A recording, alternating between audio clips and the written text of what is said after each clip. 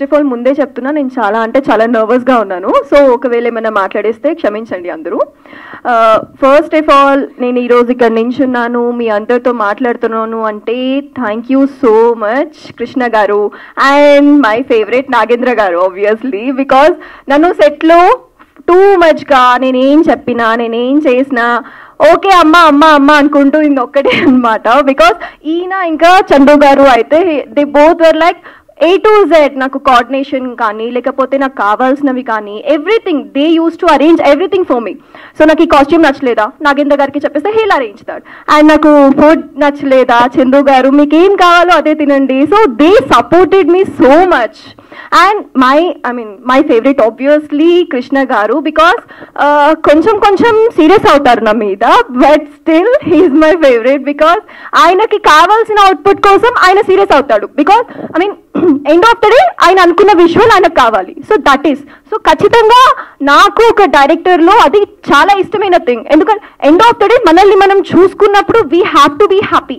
అది వచ్చేలాగా he'll do that definitely.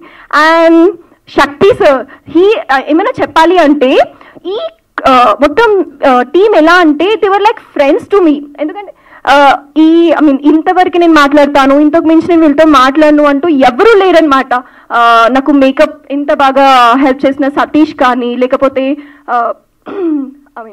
Hair dresser కానీ వీళ్ళందరూ కూడా they were so so so polite, so kind. వీళ్ళందరూ నాకు ఫేవరెట్ అనమాట. శక్తి సార్ కానీ వీళ్ళందరూ నా favourite.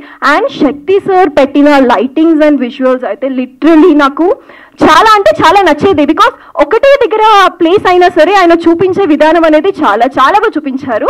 And finally my co actor Anil గారికి నాకు చూసారు కదా, అలాంటి సీన్స్ కొన్ని చెయ్యాలి అంటే మా మధ్యలో ర్యాపో అనేది చాలా ఎక్కువ ఉండాలి.